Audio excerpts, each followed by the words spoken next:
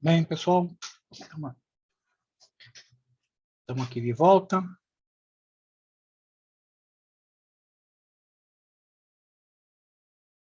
Vocês estão me ouvindo?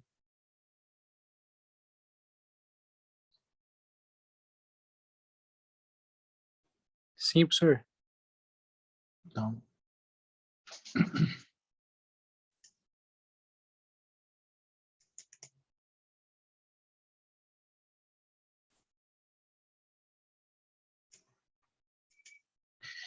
Então, a gente começou falando um pouquinho de princípio de entidade, né, pessoal? Dá um minutinho só, acho que...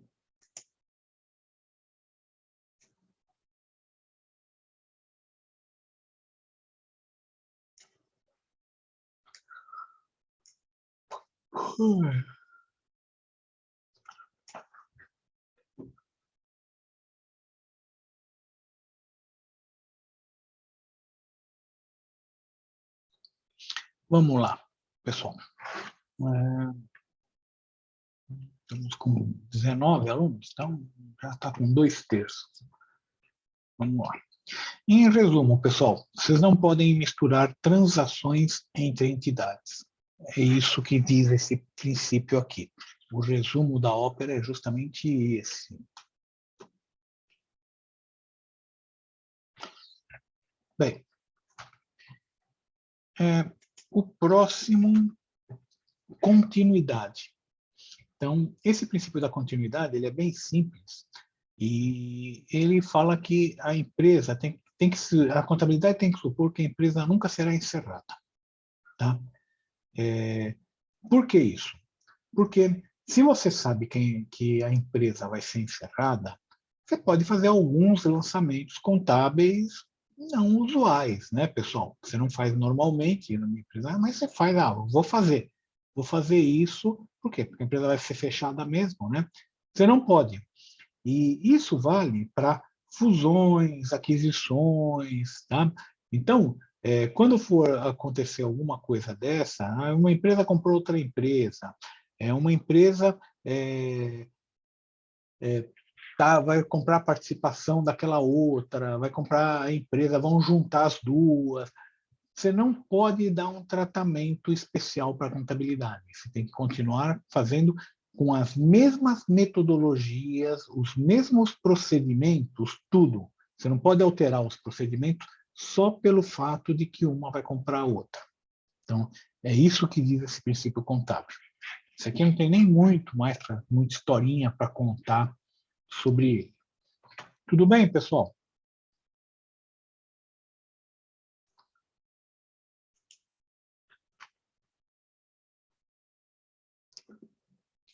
Esse é mais complicado. Competência, realização da receita. Então, reconhece o resultado e lançamento no DRE apenas quando efetivada a venda. O que significa isso, pessoal? Olha só, tem algumas ocasiões que a mãe de vocês chega para o pai de vocês e fala: olha, o sofá da sala, olha como ele está. Está todo velho, está feio, tá? Sabe? Já não aguento mais esse sofá. A cor dele não tem nada a ver aqui com a sala. Nós precisamos comprar um sofá. Tá bom. Aí o pai, vocês falam, tá bom, então mais fim de semana, vamos procurar em algumas lojas, né? Vamos em algumas lojas para ver. Legal. Aí vocês vão com a família, às vezes vocês vão junto também para dar palpitar, é mais um para dar palpite, né? E vê um sofá, vê outro sofá, chega uma hora, gostou daqui. Eu gostei desse daqui, mas eu quero com outro estofado, eu não quero com essa cor, eu quero toda a combinação, né? Legal. Aí o vendedor fala, olha, é o seguinte, por causa desse tecido, esse tecido é um tecido importado, não é tão simples assim, então deve demorar 60 dias para entrega, tá? Como 60 dias? Demora 60 dias, nós vamos ter que fazer, revestir, é revestido sobre encomenda, não dá para a gente deixar já pré-revestido isso daí, não, mesmo tem uma quantidade grande de modelos, não dá para deixar já pré-feito, nós vamos ter que fazer o sofá praticamente para vocês. Então, não tem para pronta entrega, 60 dias, né? E nós vamos fazer o seguinte, vocês dão 50% de final e 50% na entrega. Assim, quando estiver pronto, a gente te liga, você deposita os outros 50%, a gente entrega para vocês. Normalmente é assim. Tá bom. Então, na cabeça de vocês, vocês compraram o sofá. Está comprado, paguei metade, está comprado. Agora, para a empresa, ela não vendeu. Ela fez um contrato, um compromisso de compra e venda com vocês. Mas ela não vendeu. Ela só vai vender no dia que ela emitir a nota fiscal. Tá, e aquele documento que ela deu? O que ela deu não é uma nota fiscal, é um recibo. Então, é um documento parafiscal, ele não é fiscal, né? Então, ele serve para comprovar que você pagou, que você deu sinal, mas não é um documento de venda, é um compromisso de venda, não é você não comprou, você vai comprar, tá? É bom a gente ter isso na cabeça, porque a gente acha que comprou, mas você não comprou, você vai comprar. E quando eles forem entregar, que eles emitem a nota fiscal, nesse momento você comprou. No momento que você tiver a nota fiscal em mãos, você comprou. Está comprado. Tá? Mesmo que você não tenha pago ainda, mesmo que você vai pagar em parcelas, não tem problema. Mas você só comprou nesse momento. E é nesse momento que você vai lançar ele na contabilidade como uma... para a empresa vendedora, você vai lançar como uma venda. Você não pode lançar antes. Mas o que você faz com aquele recibo? Você recebeu metade antes. Como que a empresa contabiliza essa metade? Ela vai contabilizar como um adiantamento, ela vai contabilizar no passivo, é um adiantamento de clientes. Ela recebeu um adiantamento, mas ela não vendeu. No dia que ela vender, ou seja, no dia que ela emitir a nota fiscal, ela tira do adiantamento e joga aqui em receita de vendas. Nós vamos ver esse relatório daqui umas 3 aulas, 4 aulas. Nós vamos ver isso daqui. Aliás, desculpa, estou falando besteira, vocês já viram. Vocês fizeram contabilidade 1, vocês já viram. Aquela receita de vendas no DRE, você só vai jogar na hora que emitir a nota fiscal. Você não pode colocar antes. Antes, você coloca no passivo, um adiantamento de clientes. Tá? Mas não é receita, você não vendeu. Então, esse princípio contábil é isso daí. É importante? Por quê? Porque a gente trabalha na contabilidade naquilo que a gente chama de regime de competência, não regime de caixa. Tá? Agora, microempresa, empresas pequenininhas, empresas familiares muito pequenas, elas têm autorização da Receita para trabalhar em regime de caixa.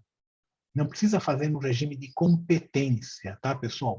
Então, essas microempresas, não tem sentido. O cara tem um carrinho de pipoca, ele vai comprar 10 quilos de milho de pipoca e ele vai lançar só esses milho de pipoca conforme ele for fazendo a pipoca. Não tem sentido. O valor seria o correto, mas não tem sentido. Por quê? Porque o valor ele cai num problema aqui que nós chamamos de princípio da relevância. Tá? Valores muito pequenos não é para ficar fazendo tratamento contábil rigoroso. Porque você só perde tempo. É custoso. Tá?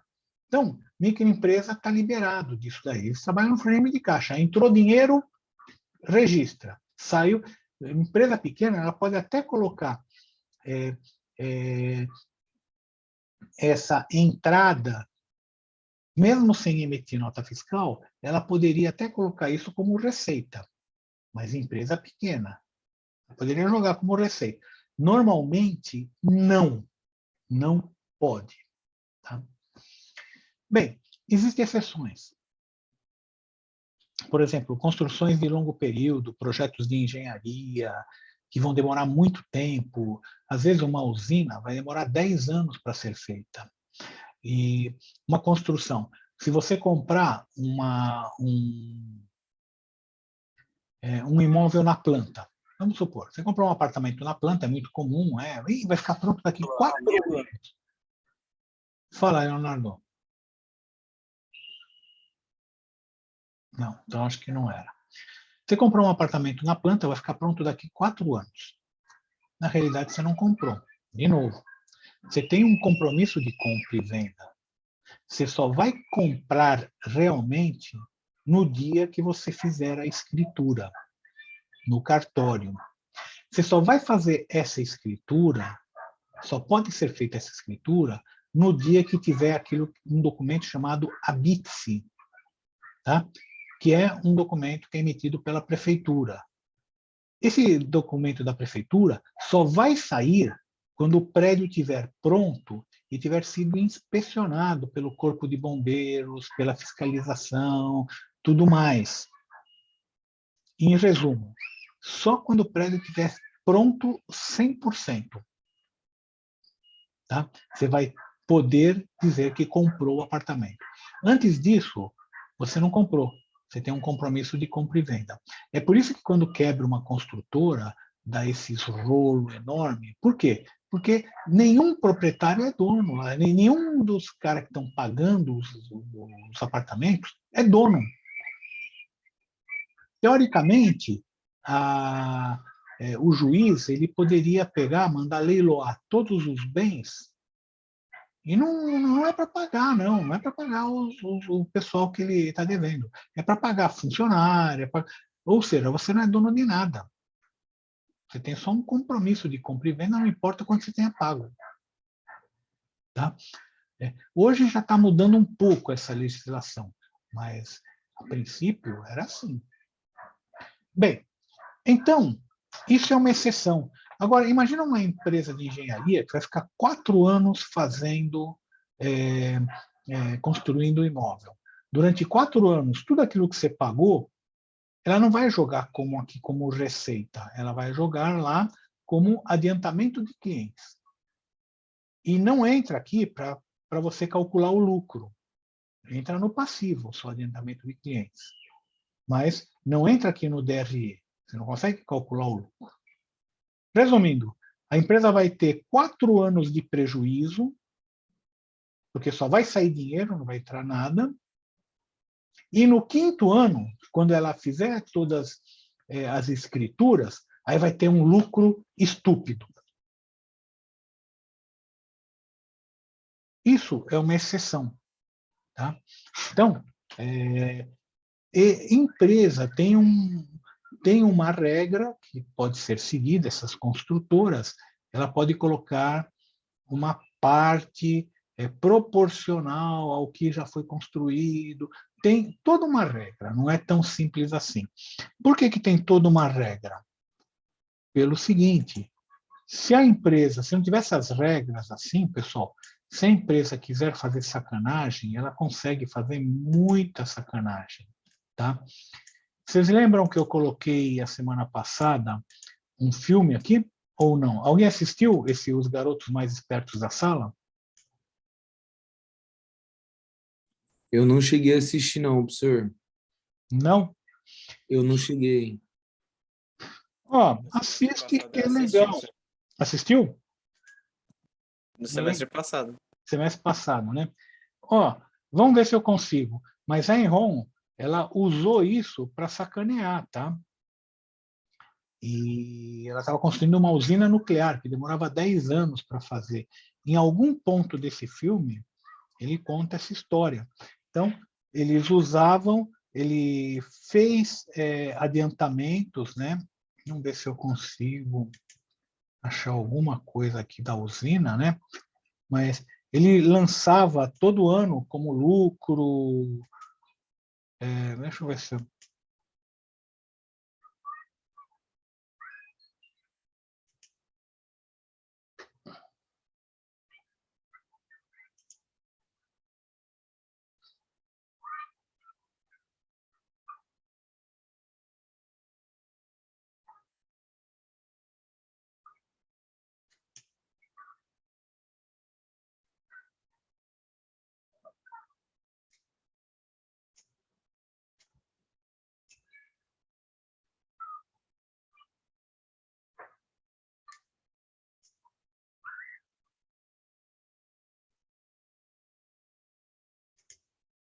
Acho que eu não vou achar, não.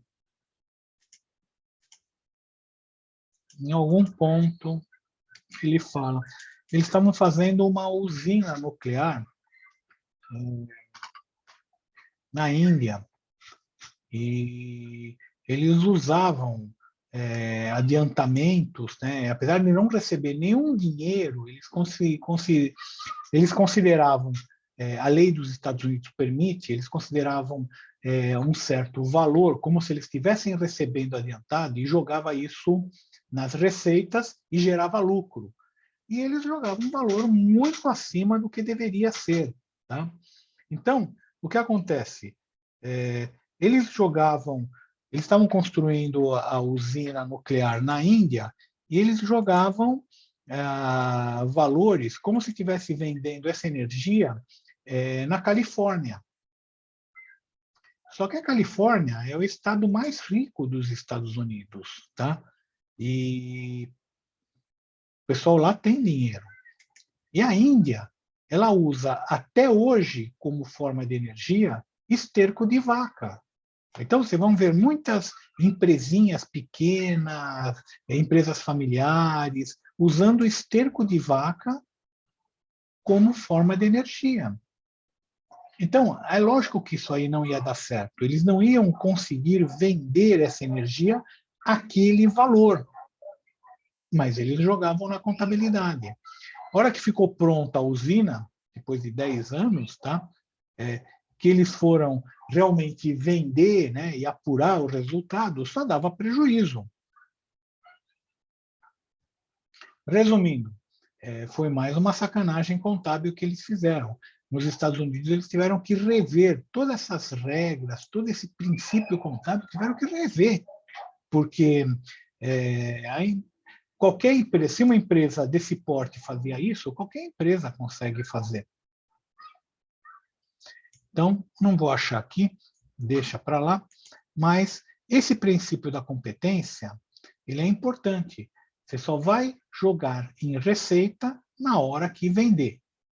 E a prova que vendeu é a nota fiscal, para um imóvel, tá? A escritura, quando você passa a escritura no nome do comprador. Caso contrário, você não vendeu. Não está vendido. Você pode ter até tido um adiantamento, mas você não vendeu. E o outro lado desse princípio de competência é o seguinte: da mesma forma que você só pode jogar isso como receita quando você vender, o custo do produto vendido, ou seja, se vocês estão lembrados, você só pode tirar do estoque de produtos acabados e jogar aqui no CPV na hora também que você vender. Você não pode fazer isso antes. Tá? Você não pode ir jogando o custo a todo momento, tá? Mesmo enquanto você não tiver vendido. Bem, esse é o princípio da competência. Tá? Custo histórico. Esse é outro, o custo histórico, tá, pessoal? Ele fala o seguinte: vamos supor que eu compre uma mercadoria por R$5.000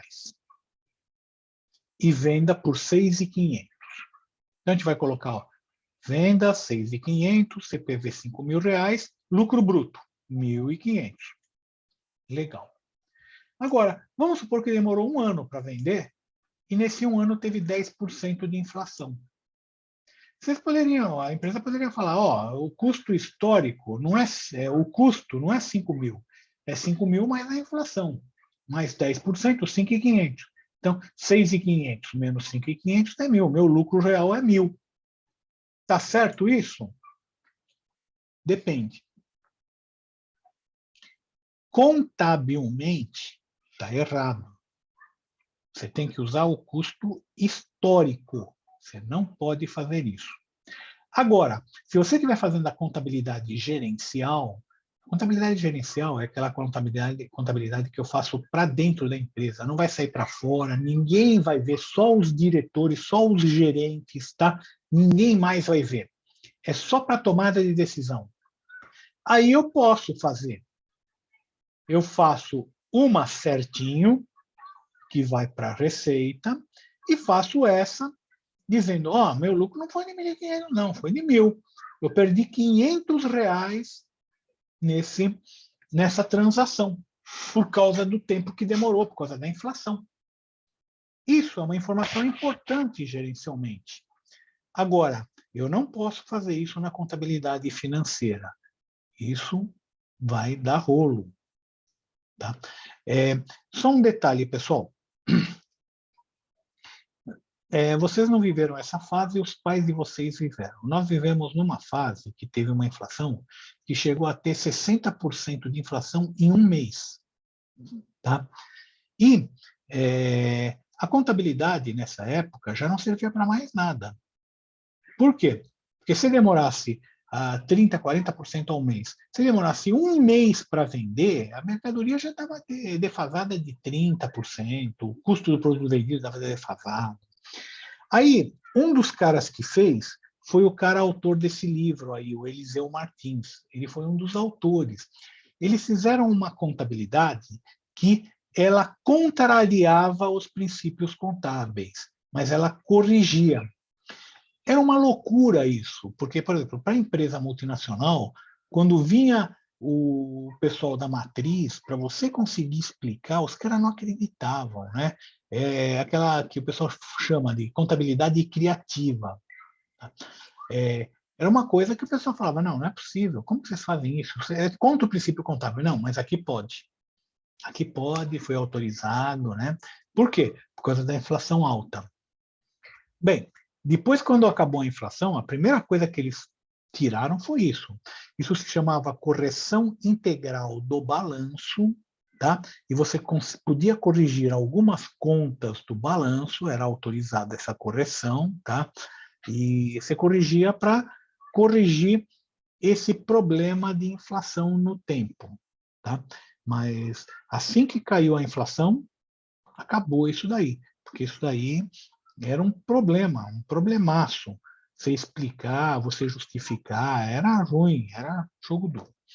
Em outras palavras, você tem que usar o custo histórico, aquele custo do que você pagou efetivamente. Não importa se teve inflação, não importa se teve um custo de reposição diferente. Olha, o meu custo de reposição é de 5.800, não é de 5.000. Não importa. Aquele que você comprou a 5.000 tem que jogar 5.000. Não importa que o custo de reposição. Você pode fazer aqui com custo de reposição diferente? Pode, mas é gerencial, não é financeira. Tá? Então, contabilidade gerencial é para tomada de decisão, é para você ver para qual caminho que você está seguindo. Então, isso daí. Tudo bem, pessoal? Tudo certo, professor. Bem, princípio da consistência. Existem algumas coisas que você pode contabilizar de maneiras diferentes. Tá? Nós vamos até ver isso mais para frente. Existem várias coisas na contabilidade, mas, por exemplo, o estoque de matéria-prima. A lei fala, você precisa calcular o estoque pelo custo médio ponderado. Pelo custo médio, desculpa. Só que custo médio pode ser médio ponderado, médio fixo, Ou seja, provavelmente quem escreveu essa lei não foi contador, não foi engenheiro, não foi administrador, deve ter sido um advogado.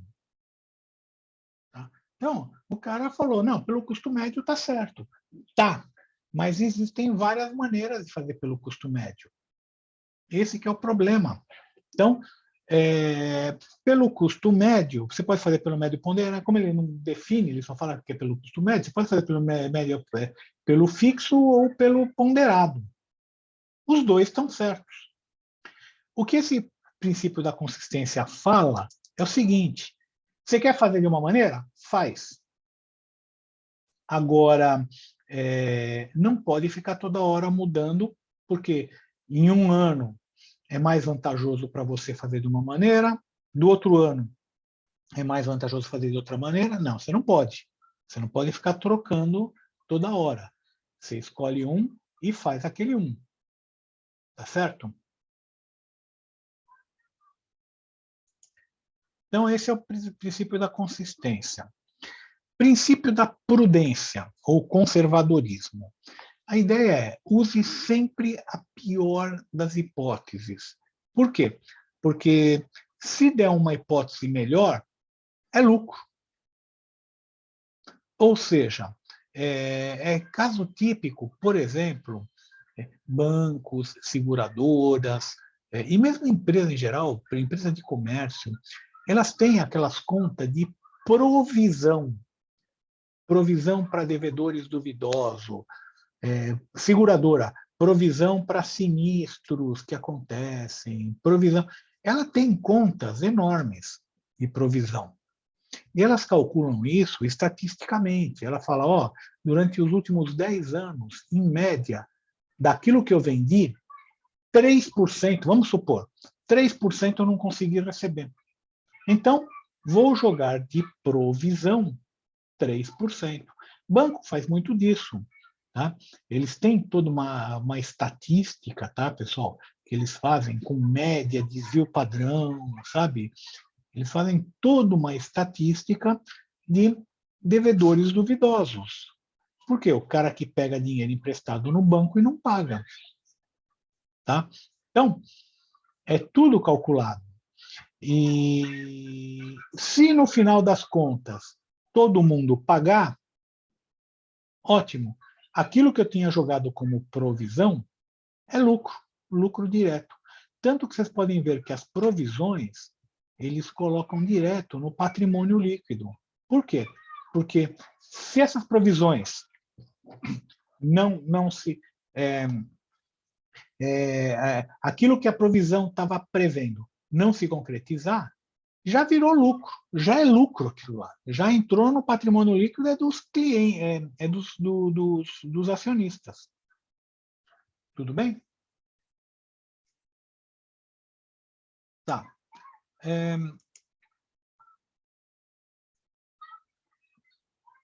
Então, esse princípio da prudência, ele fala, se você tiver que fazer alguma coisa, considera sempre o pior caso. Porque se não acontecer esse pior caso, tá, é lucro. Outra coisa que eu falei agora há pouco, mas agora vou resumir, é o seguinte, é o princípio da relevância. Olha, tem que fazer a contabilidade direitinho? Tem. Mas para valores michurucas, não vale a pena. Tá? Você pode fazer por estimativa, tanto que microempresas, tá, pessoal, é pelo regime de caixa, não é pelo regime de competência. Você não precisa fazer um tratamento rigoroso de quando vai entrar, você não precisa seguir aquele princípio da competência, de quando que vai pagar, sabe? Vai pagar a hora. Praticamente, essas empresas pequenas, elas não vendem a prazo e não compram a prazo. É tudo à vista. Então, por isso que eu estou falando, é regime de caixa mesmo, tá, pessoal? Então, ela compra, ela paga à vista, ela não está devendo, ela vende à vista, ninguém está devendo para ela, tá? E esse princípio, você não tem... Pessoal, por favor, coloquem presente aí que já está apitando. Você não tem que ficar fazendo tratamentos muito rigorosos, perdendo muito tempo, sabe? E é típico, por exemplo, material de consumo, que são valores irrelevantes. Caneta, papel, cartucho de impressora, essas coisas. Bem,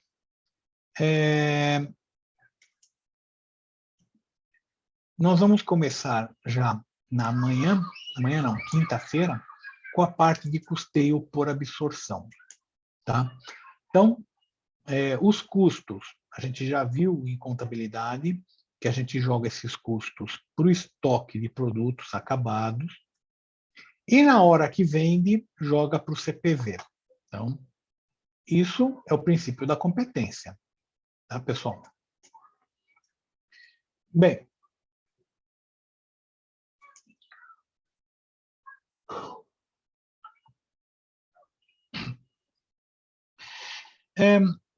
custos e despesas, nós já vimos a diferença. Custo é o que se gasta na fábrica. É o gasto que se faz na fábrica. Despesa são os gastos administrativos, se faz no escritório, tá?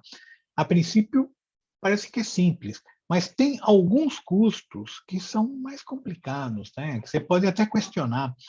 Gasto com RH. Mas o RH não cuida do salário dos operários, então o gasto do RH na parte de operários deveria ser dos operários, deveria ser da fábrica. Tá? É justificável? É. Na prática, pessoal, primeiro, se der para ratear é dividir, tá, pessoal? É rachar a conta, que nem quando a gente vai no boteco que a gente racha a conta. Se der para ratear, tudo bem. Se não der, deixa como despesa. Tá? Não vai ficar se matando, fazendo conta, perdendo um tempão, com um gasto você não consegue descobrir. Então, normalmente a regra é essa. Quando você consegue determinar de quem que é, se é custo, se é despesa, joga no lugar certo. Se você não consegue determinar se é custo ou é despesa, joga como despesa. Tá? Bem, pessoal, eu vou parar por aqui. Tem algumas classificações de custo, mas eu falo na quarta-feira, na quinta-feira. Me lembrem, por favor, pessoal, só para falar isso aqui, isso é rapidinho, 10 minutos. E aí a gente já começa a parte de custeio por absorção. Tudo bem, pessoal? Belezinha, Beleza, prof. professor. Então, eu acho que é por aqui que a gente pode parar.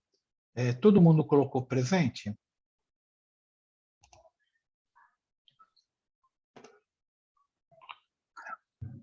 Então, acho que a gente já pode parar por aqui. Alguém tem alguma dúvida, pessoal? Professor, eu tenho dúvida aqui sobre o exercício de domingo. Tipo, eu entrei depois. O que é para fazer? Porque É eu um vi que é para questionário. entregar. Eu achei que era. É um questionário exatamente sobre isso que a gente viu hoje. Então, mas aqui ele tá como uma entrega, ele não tá como um questionário. Como assim? Não entendi. Ele tá como uma atividade que eu tenho que anexar algo. Ah, Ó, não. entrega do Espera um exercício. pouquinho. Tem duas coisas. Então, deixa eu entrar aqui de novo.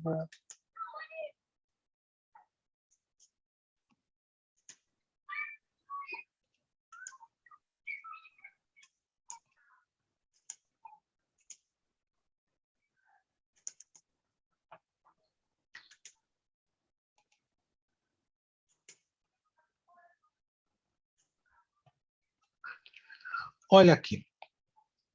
O questionário está aqui. É esse da aula de hoje. Tá. Agora, esses dois aqui é da próxima aula. Ah, tá, entendi. Vai Tá, entregar, beleza, então. tá? Então, tanto que está aqui, dia 17, porque a aula vai ser dia 17, né? Então, deixa eu ver. Dia 17, quinta-feira. É isso aí. Tá Tá certo? bom, Pro, obrigada, era Então, só isso mesmo. o questionário é esse daqui, que é que foi dado hoje, mas está para o dia 20. É um questionário. Tá ok? Bem, então é isso aí. Está faltando 4 minutos. Se ninguém tiver mais nenhuma pergunta, a gente encerra a aula por aqui.